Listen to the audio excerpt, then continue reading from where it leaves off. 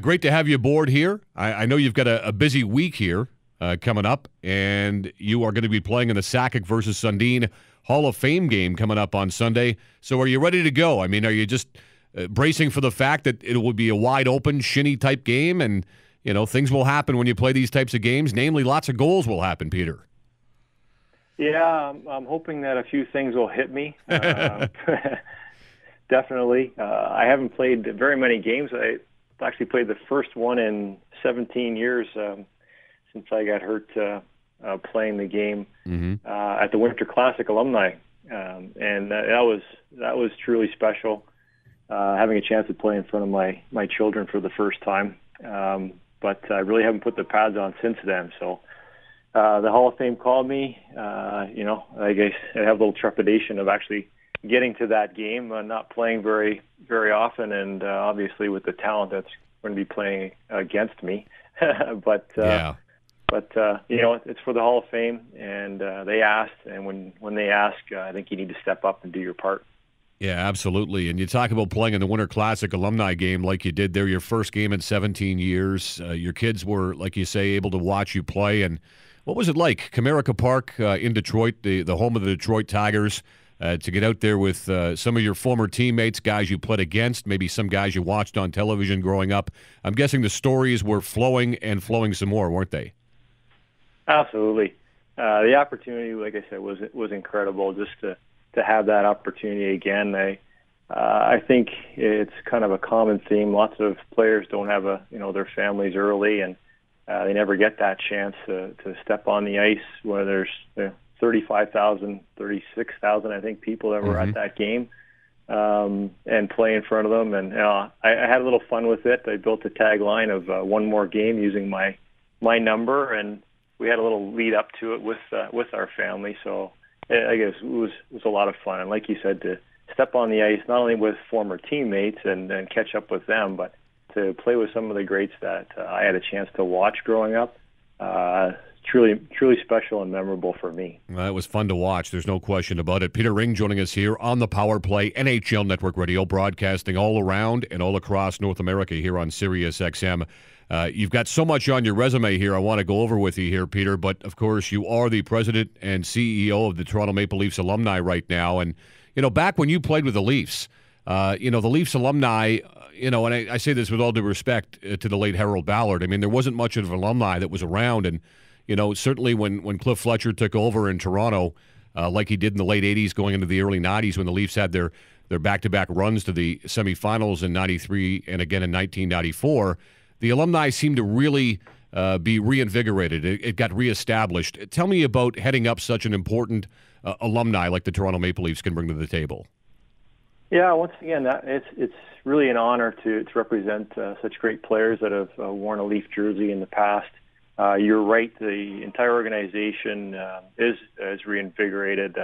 We've recently formed a stronger, more formalized relationship with MLSE and the Leafs directly, and are working together with their marketing staff and event staff. And it's in its infancy from that perspective, but the alumni itself has certainly been gaining a lot of notoriety over the last decade. Lots of former players have stepped up to shape that, and we're going to try and take it to the next level with everyone involved. And it feels like a great time for it right now. It's very much embraced. We're focusing on maximizing business opportunities, expanding support services for alumni members, but most importantly, to create a legacy within the communities through the donation of time, money, and the connection with the fans. Well, Peter, I've got to say, you and I are the same age, and, growing up in Toronto like you did and being a member of the Toronto Maple Leafs, first of all, to hear your name called as a member of the Leafs back in the 88 draft in the third round, 48th overall, must have been a thrill for you. I remember growing up and playing minor hockey in the MTHL, and I guess one or two of my teammates were at East York Arena one time, and you were there, taking some shots or playing around with the guys on the ice and that sort of thing, and what a thrill it was for them. But such is the position of being a member of the Leafs. What was it like for you as a Toronto kid growing up to play for your hometown team? Yeah, true. I don't even know what words actually describe that. Like you said, to actually be drafted by the team and to be coming up through the organization, to step in and actually in my rookie year play 56 games and win a Molson Cup. It's something that you don't look at saying this is what I'm going to do. It's just one small goal at a time. And I remember when my name was called the draft, it was like, wow, if I could just play one game for the organization, that would be incredible. And that game certainly turns, or that goal turns into 2 games and 5 games, 10 games, and it continues on. But to wear the blue and white and come up through Toronto, I don't have words to describe that. Well, let's talk about what you're up to these days, because you've got a lot going on. xHockeyProducts. Tell us about xHockeyProducts. I know you and Bryce Salvador are involved in that venture. Tell our listeners out there about it and how it got started. I mean, I've just watched the promotional video that you guys have out there for xHockeyProducts, and you can go check that out at xHockeyProducts.ca. What about this venture that you guys are involved with? It looks pretty exciting and very beneficial for hockey players and hockey fans out there. Yeah, the xHockeyProducts, that's my real job. Day in and day out. It's been a labor of love. Bryce and I have built these companies from the ground up, and certainly has a lot of passion behind it. And we have the tacit knowledge of playing, and I have quite a business background coming up through the casino industry with Mirage Resorts and actually opening up Fallsview in Niagara Falls. But there's 3 main categories of xHockeyProducts. We build training aids for players of all ages and skill levels for things like stick handling and shooting and I guess everything in between. And we cater to both players and goalies. We build commercial training facilities.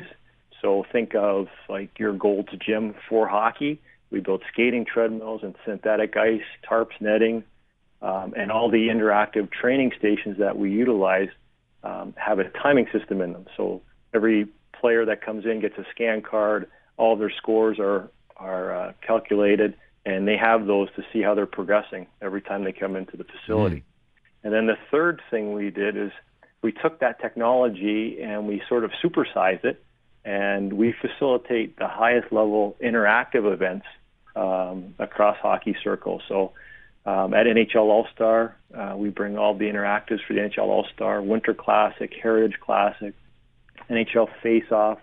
We do the Washington Capitals Convention, the Chicago Blackhawks Convention, Detroit Red Wings Hockey Fest, New York Rangers Hockey Town that they did for the entire playoffs, and their Blue Shirts Boulevard they did to kick off the season. Mm-hmm. We do on-ice skills challenges like the NCAA Frozen Four, and I guess the list goes on. So we kind of got into everything hockey, and especially at this time right now with the online becoming so prevalent in our society now, and Black Fridays and Cyber Mondays and such coming up.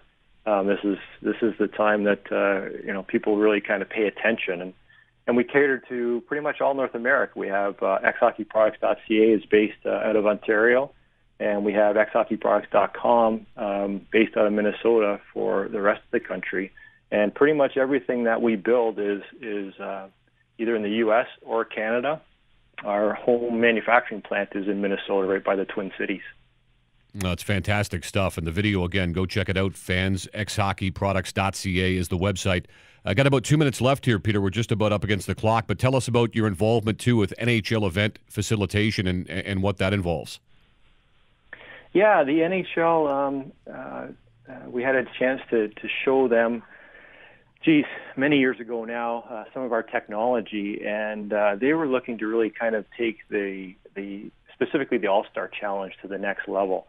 And they came to Minnesota. We met them there. We showed them every single one of our interactives. And, people have maybe a misconception out there that, as former players, well, that's sort of how we got into doing that. Actually, the NHL, they're very diligent in their research, and they brought a team down and they tried every single interactive we had. They wanted to know how the scoring system worked, how it would interact with the fans, that we wouldn't have a failure rate.